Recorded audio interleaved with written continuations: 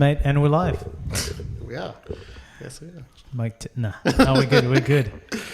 Man, it's been a while. Where have you been? Not here. You're replaced, but episode 4. Yep. The full analysis. Yeah, I saw your analysis. My rant. Yeah, little rant. What did you think? I mean, you watched the fight too. I mean, yeah, we both watched the fight. Yeah, I was actually checking in and out. I was actually on the computer at the same time as well. Yep. But yeah, like I saw the obviously the Reyes fight. Yep. And the Shevchenko fight and the. That was the most impressive fight for me. Oh, that looked really good. Actually, I like that one. Yeah. So we'll go through the card in its entirety. Yeah. And the main takeaway for me, apart from the fact that Reyes was robbed, Yeah. like burglary level robbed, is that it was not a bad card actually. It was a good card all round. That's like all round good card. Yeah, it was entertaining, right? It wasn't as top heavy as the McGregor card, but it was top heavy. Come on. What do you mean? Like McGregor's only like casual. Oh, sorry. In that regard, yeah. Like I thought when you said top heavy, I thought you meant like it had main a lot event, of good fights. Yeah, like, gotcha. This one like it had good fights throughout. Yeah. Good. Yeah, it was good fights, and Jon Jones obviously the star. Of course. But yeah, we'll discuss that as well. Yeah, mate. Okay, so let's start with the Lewis and Latifi. Queen Latifah, as I was saying in the chat before with you. Oh man, I tell you what ethnicity do you reckon this Latifi guy is? By the way, just Sweden. He's Swedish. Huh? He's Swedish. Yeah, I know, but like, would you thought? I thought he was Mohammed.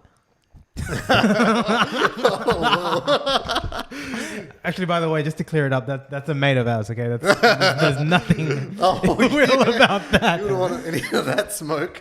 Damn. Oh man.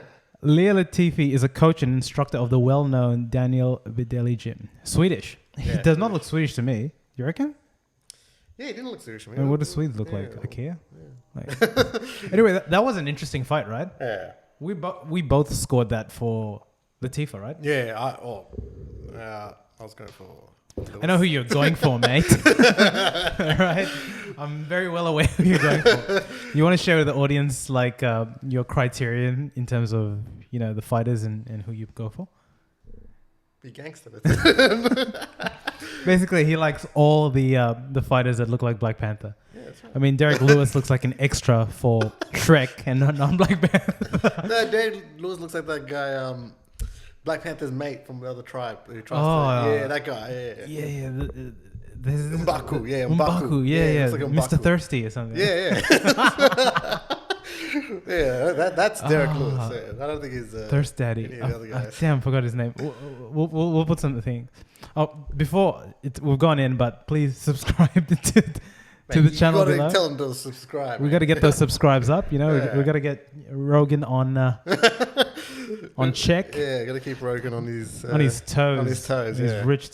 Did you see that they released the list of the richest podcasters in 2018? Yeah. So 2019. Mate, it is 9:00 here, so just give me a break.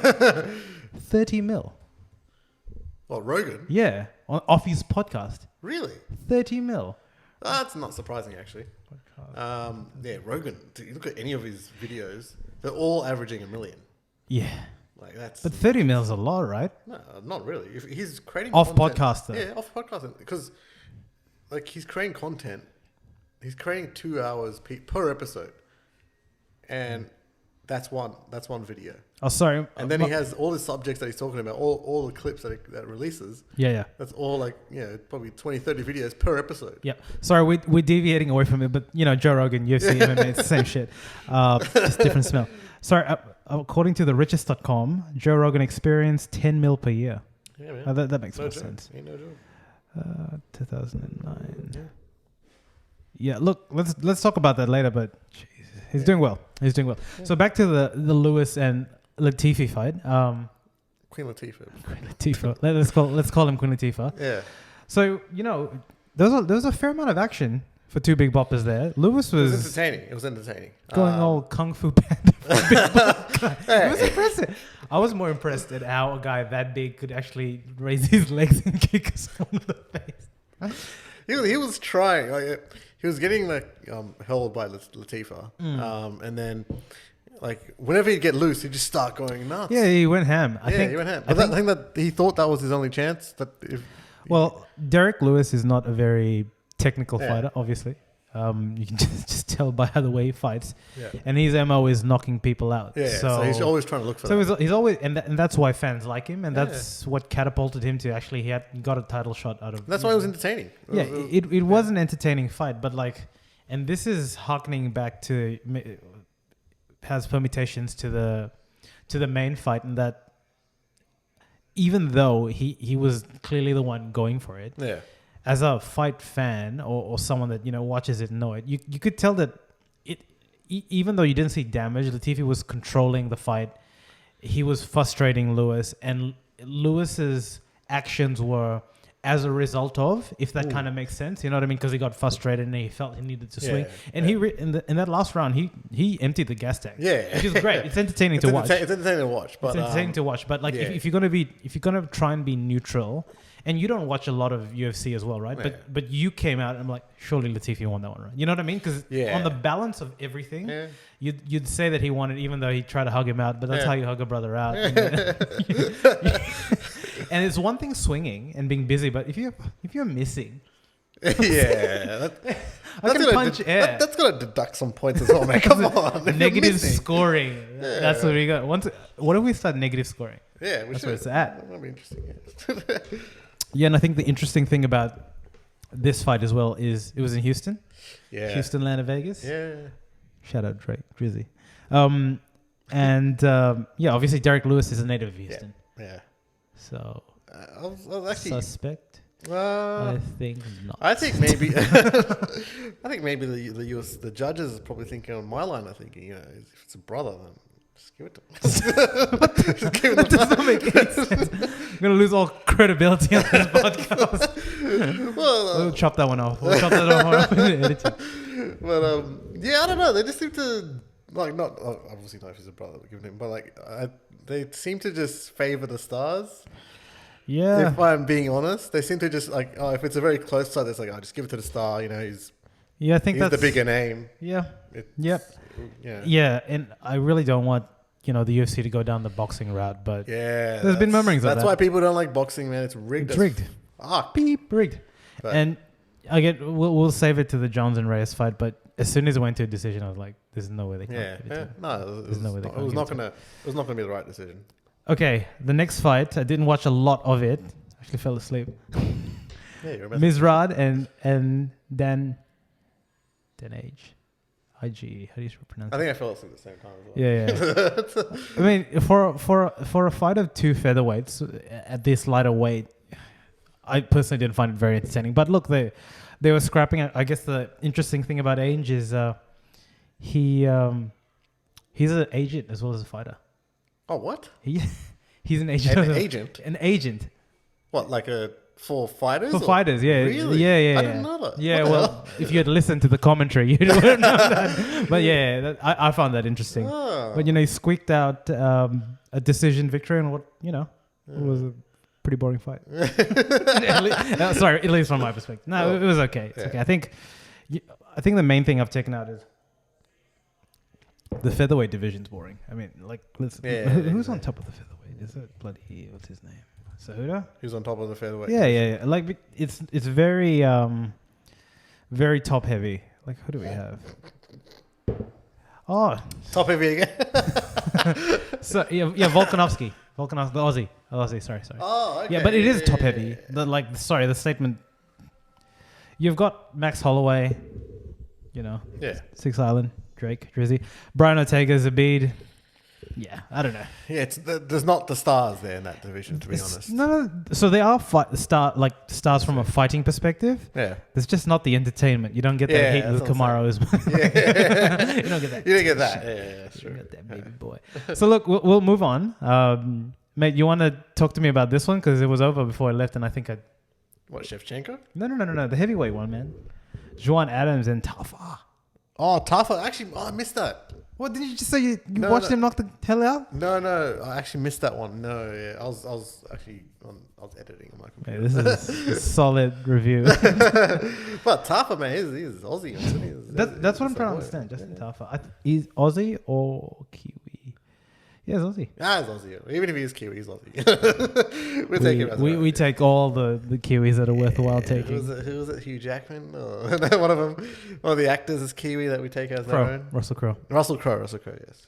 Cool. Look, let's move on to business and the co-main event: Shevchenko versus Chukagian. Not Chukagian. I can't pronounce that. I like this fight. This is good. It's a good fight. It's really good. Really This is good fight. entertaining. I like this. This was entertaining. Yeah. I think, to be honest, the most entertaining fight for me, well, the main fight was actually really, really good. It was back and forth. It was good. But I thought like this one, Shevchenko, the story of Shevchenko was good.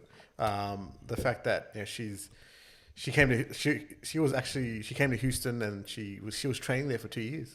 So in Houston? So that's why she got a pop from the crowd as well. Tough. Because and she was in the post-fight interview, she was shouting out Houston because it was the first American town she moved to. Really? Yeah, and then she was training there. I forgot with who, but she was training there for 2 years, and she credits a lot to her training in Houston. Fair enough. Yeah. But this was an entertaining fight. Really good fight. Yeah. So the mode of victory was crucifix via strikes, TKO. You know how hard it is to get in that position. So you know what a mounted crucifix is? They you get it from the back, and then you go. It's not the back, sorry, but it's you need to get them obviously in that position. So there's a scramble and there's a bit of ground to get that, but you need to. They use the knees and legs to hold one of the limbs rather, and elbows while holding it. So it's a hard position to get that. But I think the main thing about Shevchenko, she's a bloody android, man. I don't think there's anyone that has as fluid combinations in both the men and women. She kind of looks like Android 17 from Dragon Ball Z a bit, doesn't she? She is very impressive. And the interesting thing is Caitlyn was actually doing quite well. Yeah. But as well as she was doing, you just knew that it was a matter of time. It was one slip up away. And she did... I think in a span of 30 seconds, we saw an axe kick, we saw a three-piece combination, and then we saw a takedown. You saw like so many techniques there that you don't even see. I mean, Jon, like I don't want to discredit anything, but what I mean is like I don't see that interchange of techniques even in the men's game. Yeah, no. Like she is generally like she could beat up some dude. Moving on to the main event, Jon Jones versus Dominick Reyes. You can do your rant again. I have nothing to look. Okay, hold up. I've calmed down a little bit. But dude, like, I was shocked. I was talking to you while the fight was going on. I was like, "This has to be Dominick Reyes." Yeah, but I was like, "They're gonna give it to Jones." I knew what was going on before it happened. I think let's try and be objective for a change. Yeah. Even though you like Black Panther, one of the best movies ever. I was being objective. I was like, I like my Black Panther, but this is Reyes. Yeah, this has to be. And then everyone was shocked. Yeah, look, including Reyes. Yeah, Jon wasn't shocked. Hint, hint. Yeah, no. Jon looked flat. Jon doesn't give a shit about that. John's like, I won. I don't care. Like, I don't care what. There's a lot of relief. But look, let's maybe try and objectively piece this together. So in my previews, I said for Reyes to win, he had to, do what he does well, which is fight in the pocket. So he came straight off the bat, quite aggressively coming in. And I think the main thing that I saw in this fight was Jones's inability, at least in the first 3 rounds, which is why I thought Reyes won, because I felt that he easily won the first 3 rounds. Maybe not the third round easily, but he definitely won the first. Yeah. He definitely won the second. Yeah. The third is probably that razor edge. Fourth and fifth, he was losing steam, right? That's fair? Yeah. That's fair, but like totality, 3 is bigger than 2. Anyway. That's what even Reyes brought up. Exactly. We all saw the same damn thing. Yeah. So bit confused, but he came off straight off the bat and engaged with Jon in the pocket, which is his preferred, distance to fight, right? And a distance where he's finished freaking majority of his fights because he was undefeated previously. So he came in. So the main thing that I thought was very interesting was Jones's inability to adjust to that, because Jones fights very well at distance because he's got this bloody pterodactyl of a reach, right? Yeah. So he was playing the game of Reyes, and I think there were a couple of things there. One, he failed to adjust, and the thing with Jon is because when he came in, obviously, he was probably taking drugs. No, just joking. Oh shit! Oh shit! I went there, Jon. No, just joking. No, it was good. We don't know. But he was sawing through. He was going through like really good champions, like a buzzsaw. Like he really was. Like Lyoto Machida choked him out. Yeah. And it wasn't that he was beating these guys. He was like going through them. Yeah. Rampage Jackson, like a beatdown. Yeah. Chael Sonnen, freaking beatdown. He did it with all these guys. And the thing with Jon is he was the prodigy, and like he's obviously older now. He's gone through a lot of different things. I was about to bring up. He looked kind of slow. Yeah. Yeah. Like Ray, I don't know if it was because Reyes looked quicker. I know what you mean. But he was coming off and looking a bit slow. And I'll tell you, it's a couple of things. One is it's like watching someone in 1.5 speed versus like 0.5. Yeah, I think that was probably what the effect was happening, because Bray was just so quick. Exactly. And I'll tell you, it's two things. Yeah. At least my observation. Yeah. One is you're comparing it to what you've just watched. You've watched Shevchenko, who's so fluid. Yeah. Like I told you, in a span of 30 seconds, you saw 3 extremely diverse techniques that, like, even the most. I'm just trying to think the closest Muay Thai fighter. Maybe Demetrius Johnson or something like that, like that has that fluidity in the exchanges. Yeah. Maybe TJ Dillashaw when he was fighting. Yeah. And then you see Jon's. The thing with Jon is he's always fought tall and lanky, so his combinations are non-existent. He does these one-off. Yeah, one-off sort of things. In the preview, I said that what's that straight fighter, that Indian dude that has the long. That's how he fights. Yeah. He goes like that, and aesthetically. Was it reach cheese? That's it. He picks people apart from that, and he does that not only with his boxing, and his attack is not centered around his boxing. It's actually centered around his kicks. Yeah, and his kicks are not necessarily meant to do damage in the more conventional way, like you chop legs. He does oblique kicks. So oblique kicks are meant to like fuck up your leg over a period of time. And that's why Jon is described. He fights to win. That's number one. But he's like a supercomputer. He establishes distance, and because he's so much taller than a lot of people. Yeah. He can fight at his pace. So when you take that away, you're taking one thing away. What I'm saying is that his pace looked a bit slower than usual. Yeah, that's fair. Yeah. Like that could be a fair assessment. It might be the age. Yeah, he is older, but it just looked a little bit slower than what he usually is, because Reyes was just running around. He was running. Well, there's a couple of interesting things. I think another thing as well, that if you think of fighter, like when you play a video game and you choose like Street Fighter or something, you have like stats, right? Yeah. So Jon, if you were to put him as there, you'd say his attack would be like 90, 90, 90, and his defense, like everything is really good, or maybe let's call it 80, 80, 80. Everything. Wrestling is 80, 80, 80. But he doesn't have that one that's like the one thing 90 or 100. You can't say that he's an amazing Muay Thai fighter. He's like an all-rounder, basically. But the greatest of all time all-rounder. And that's the thing about mixed martial arts. It's not martial art. It's mixed. To go at the top level. In fact, most of the top level guys, we can actually go there and see the rankings to prove the point. Jon Jones has a wrestling background. Henry Cejudo is an Olympic wrestler. Yeah. Alexander Volkanovski is the exception to the rule in that he's a Muay Thai fighter, but he fights in a weight class that's not susceptible. Yeah. Khabib is a wrestler. Yeah, wrestler. Yeah. Kamaru Zadie Usman is a wrestler. Adesanya is another one. What you laughing at, bro? You say Zadie. You heard me. Kamaru Zadie. Oh, shit. Steve Miocic, boxer. It's interesting. Like, okay, so you have this diversity, especially in the women's game. There are not a lot of wrestlers, but I guess what I'm saying is you need, at that top level, if you're only good at one thing, you'll get taken down and ground and pounded.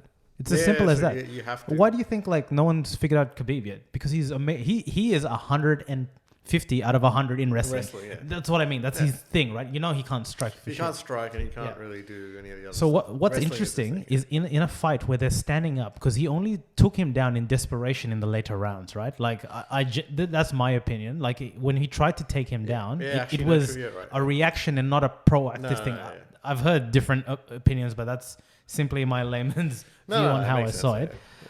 But Reyes is a really good boxer. Yeah. Like he looks dynamic. He's moving. He really aesthetically he looks. Especially the in the first 3 rounds, he was. Yeah. That's when he had the juice to play that. So interestingly enough, in the post conference interviews, Jon did say that he was taken aback. Might be a strong word, but obviously he didn't think he would come out like this. That's number one. Yeah. And he wanted to see if he could push that pace for an extended period of time. So apparently that was a deliberate ploy, which I think a bit of showmanship. You can easily say that when you've won the fight. Yeah, but like you can say that if you've lost, it's a different story. But correct. And it was just very interesting to see. This reminded me of the Gustafsson fight in that it's not that I don't feel like he didn't prepare for it, but he definitely wasn't prepared for how dynamic of a striker Reyes was. Yeah, definitely. And Reyes went very early and often to that well, and he was mixing it up. Yeah. And he did what Caitlin did to Shevchenko quite well, but what Caitlin didn't have was the respect of the punching power that Reyes had. Yeah. So he was never really... So there was that one punch down where Jon fell, and in real time you thought, wow, that was a hit, but he punched his chest and he probably just lost his footing. But he was going often and early and he was hitting it, and it was getting Jon on edge. Like Jon stayed in there, so I got to give respect to that. Of course. If there's anything, like he stayed in there, like that's what he does. But the way Reyes was going in the first 3 rounds, it's pretty tough. But he stayed the course, and in the end, he got it. So I think there were like a couple of first round easily they come out. Jon gets a bit shell shocked in the sense that wow, this is a real fight. So easily to Reyes. Second round, similar. That's when he got that knockdown. Yeah. You'd say that was the most significant strike of that Reyes. Yeah. Third round, I can't really remember exactly the third round, but I do know that like this is when his energy started plateauing slowly. Yeah. But he was busy enough. And was that when Reyes got thrown? What do you mean by the thrown? Third round? Like he actually got legit thrown. Like I can't remember. Like it looked like a wrestling throw at one point. Like there was no suplexes. No suplex. But he got him and then just threw him. He threw Jon away when he was trying. Yeah. Potentially. And I think what was interesting is, I mentioned it in the instant preview, Jon, what he does is to show how good he is, he often wants to beat people at what they're good at. Yeah. So for example, when he fought Vitor Belfort, he could have easily taken him to the ground because Vitor's a striker, but he wanted to beat him striking. When he fought Chael Sonnen, he took him to the ground. Yeah. He's got this ego complex. That at least when he was younger and hungrier, not to say that he's not hungry, but I think he's fighting with a very different mindset. When you're younger, you're like when Conor was coming up, you're like that young buck. Yeah. You don't know it. You'd play silly buggers like, I want to beat you at your strength. Like you'd say silly things like this. Now he just simply wants to win, because when you get to like Floyd Mayweather territory, when you haven't lost a fight, it's like, I don't really want to lose a fight. Yeah. So I'm willing to fight boring, or I'm willing to do whatever it takes to win, even if it's just staying 5 rounds point. Holly home. but I guess I mean it's like you hug a brother. No, but look that was that was interesting. So he attempted to take Reyes down 9 times. Yeah. That's telling, especially for a stand-up fight. It's because he knew he was losing. It's very simple. He was rattled. He never really initiates a lot of takedowns, but he was rattled. Especially, there's one that I remember on the fourth where I think he's in his camp. During the rounds in between, they were saying, "Look, mate, you're gonna have to crank it up." And I think there was a point. If you're in a 5-round fight, and you've lost 2, which I'm pretty sure, if he's being honest, he knew that at least the first round he had lost a couple. Yeah. The third round is where you have to change the tide, right? Like you have to try something. So he came out in that round like a bit sprigly and fresh. And I think to his surprise, he was shocked that so was Reyes. He came out. And that's when Reyes, I think, clonked him. And then he went straight away for the takedown. Yeah. Like it was a reactive takedown as opposed to thing, right? It was like, holy shit. I think at that point, even Jon was like, I'm going to ride this out to at least the 4th and 5th. Exactly.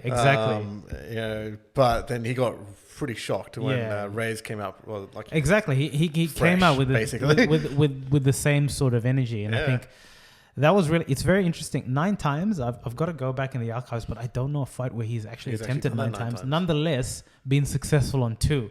It's a shitty percentage, basically. Yeah. So it meant that he was going, either he wasn't. What was surprising was how strong Reyes was.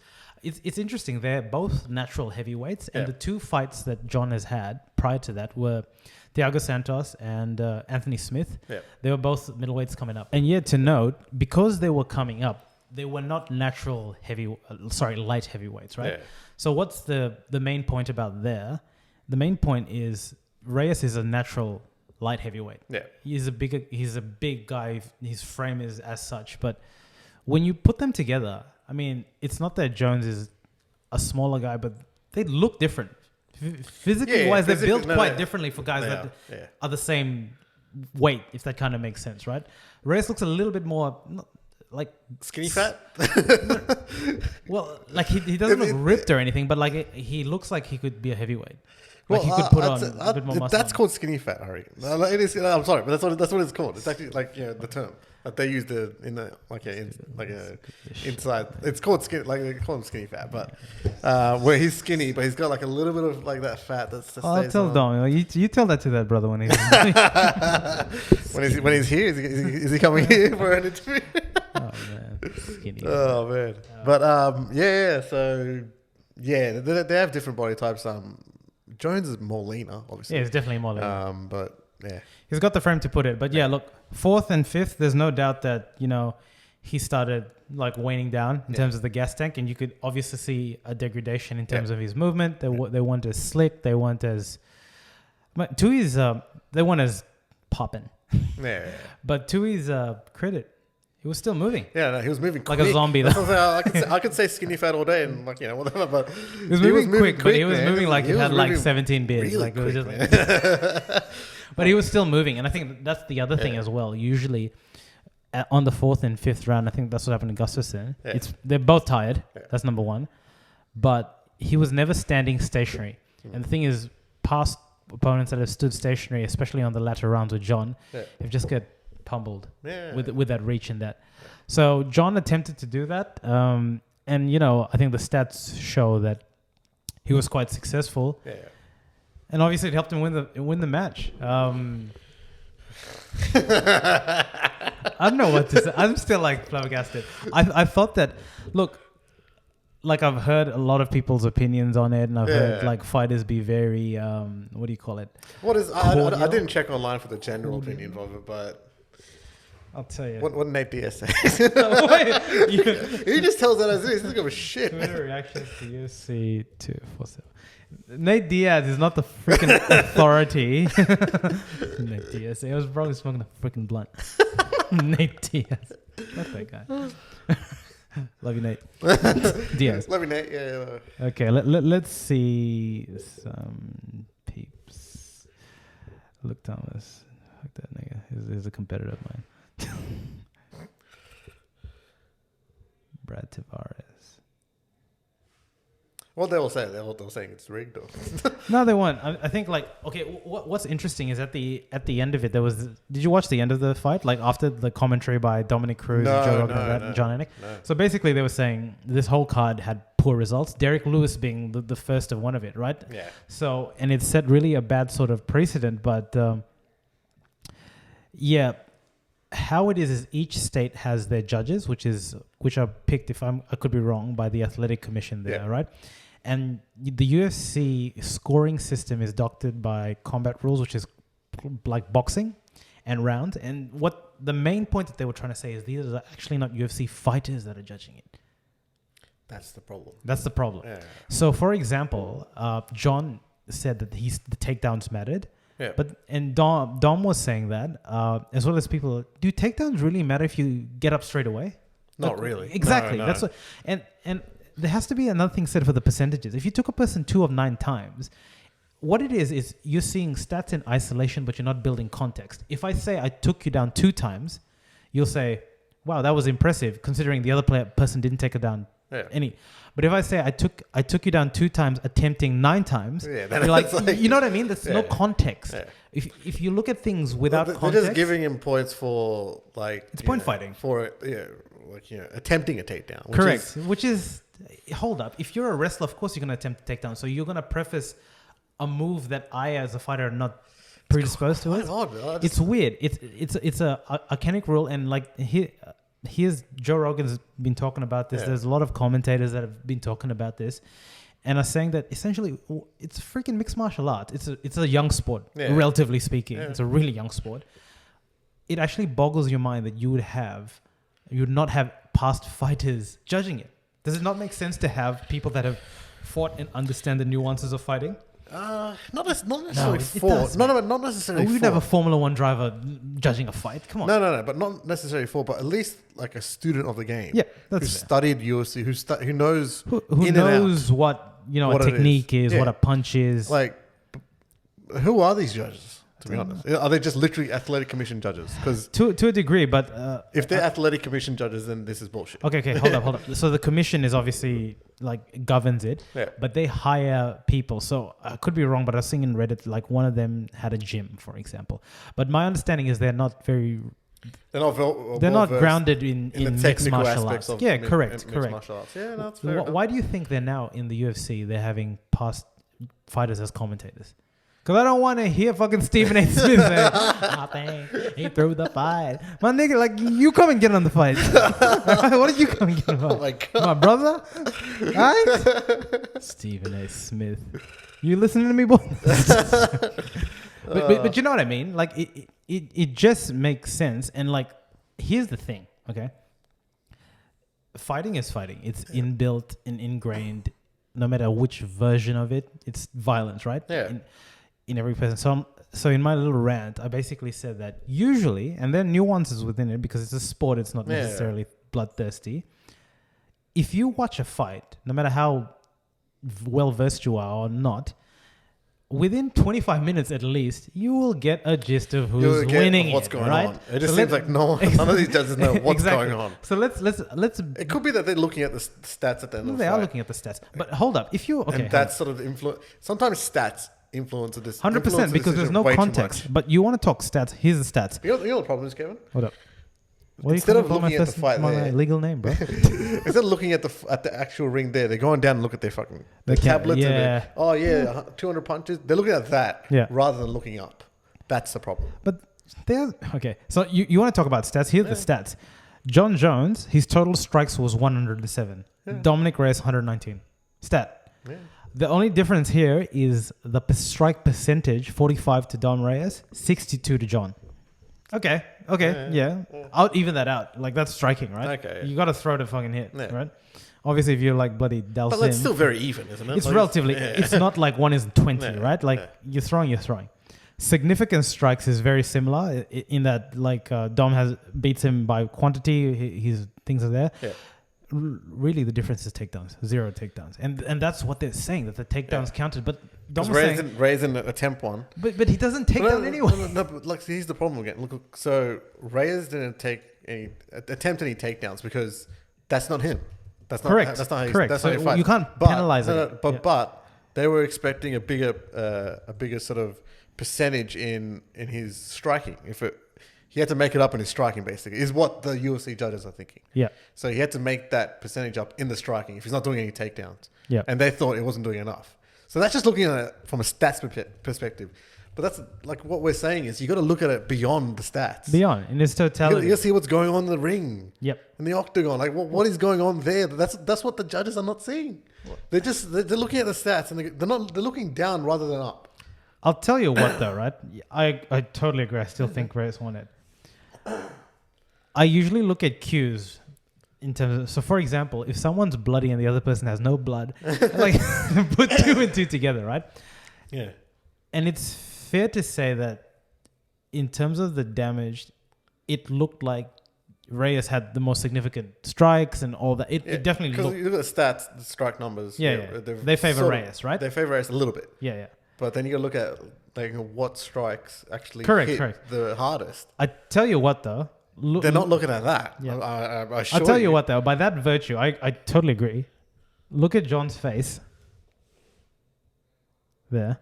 Man, it looks like he's come out of a club. Wait, hold up. It's not even loading. I mean, like, you got eyes, like, the eyes there. But look at Reyes. He's been touched up. It's interesting, right? Like, because if this is the argument you're going to use, it is interesting. But look, I still think that Reyes won it on the totality. It's simple. It's simple in my eyes. He won one. You'll be smoking the good stuff if you didn't think he won one. He won two. That was the most significant strike of the entire thing, even though it wasn't a clean shot. The third one is definitely the most contentious one. Probably have to go back and see it, but I still think he won that one. I think he won. And we know that Jones won the last two. Yeah. So like 3-2. Like I don't know how else to put it. Like, yeah, that's how I saw it. Yeah. Well, I don't know. I just don't have any nice words for the UFC judge. Yeah, it's pretty shite, eh? It's pretty shite. Yeah. Because it just feels like another sort of main event ruined by this type of shit, isn't it? Yeah. To be honest, yeah. Like when the majority of people, like, it's not that you have to give people what they want, especially if it doesn't happen. It's not about giving people. It's about giving the right decision. It's about right decision. If it's not the right decision, then as a product, it cheapens a product, right? Yeah. Especially when there's already murmurings of match fixing and stuff like that, right? Like it actually does cheap. If the top guys are always winning, I wouldn't say it's match fixing. I'd say it's planting the seed. It's favoring the stars. Well, that's what the guys were saying in that in the championship rounds, Reyes was running away. To which I say, hold up. If he won the first 3 rounds, I'd run away the whole damn time. Like, who cares? Like that. You could say you don't have to. It's a fight. It's a sanctioned sport. It's not like if I feel that I'm going to win 3, like why would I go in and try and finish him? Like I will do so on my own cause of engagement. If that means me running a little bit or evading stuff, I'm going to do so because there's an element of self-preservation. You know, if I've got the next fight. And I think that's to a degree, Reyes comes across as a guy that's, I mean, like a pretty humble guy. Like hasn't sipped the Kool-Aid there. Like pretty down. In the post-fight interview, he was just like, oh yeah, okay. Well, pretty down to earth guy.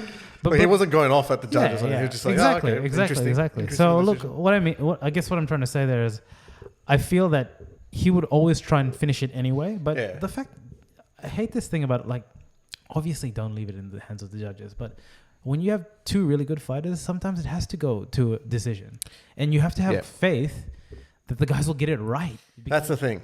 So I think the public has lost faith that the judges can, well, they're starting to, I think. The public is starting to see some patterns. You have a couple of decisions like this, and it's not going to look good because the whole thing that makes the UFC as great as the UFC is that in boxing, you have all these great fighters in different promotions. So you never know at one stage who's the best because they're all in different leagues, right? So they're in different leagues here and they have to fight each other. That's simply how you get to the top.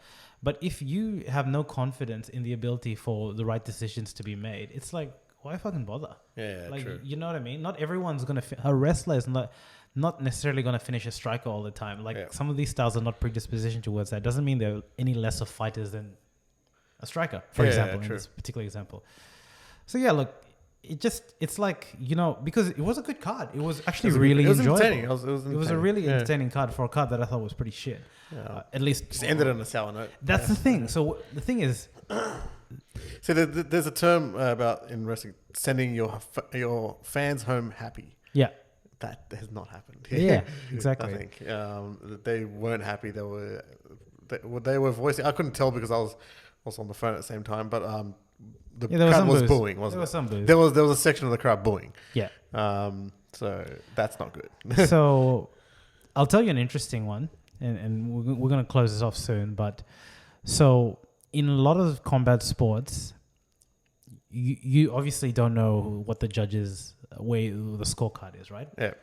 So Joe and the team were proposing a radical scorecard which allowed the fighters to know at any one round who was winning. Imagine how different, like the sport. Like, what do you think about that? So imagine, there had to be a thought in Dom's mind because he clearly thought he'd won 1-3. Yeah.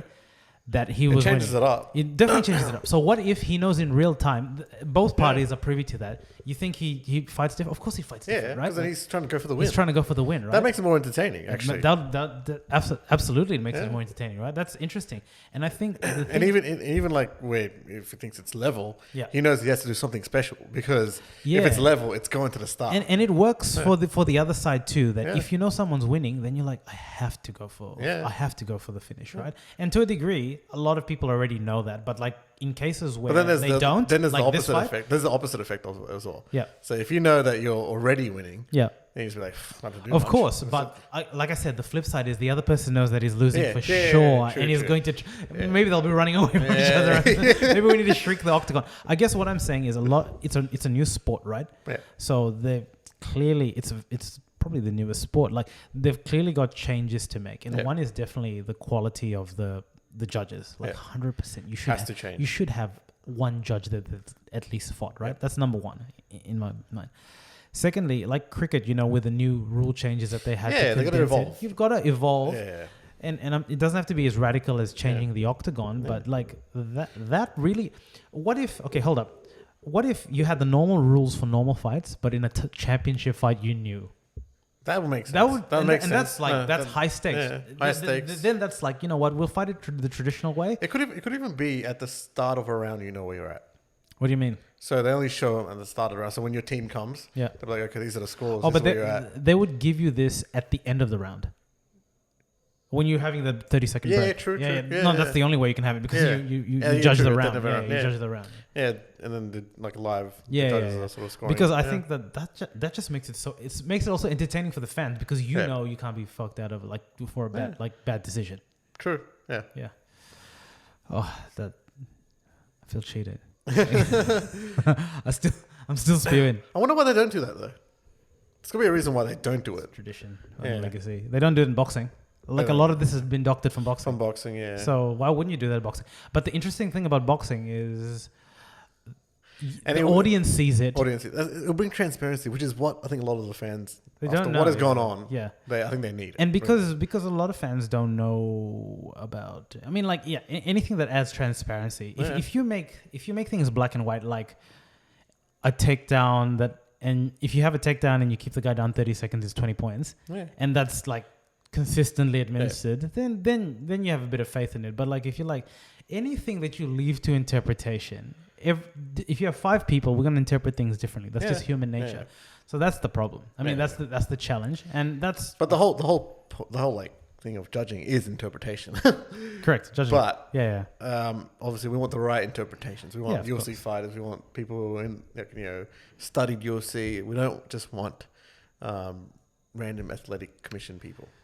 Random buff dudes.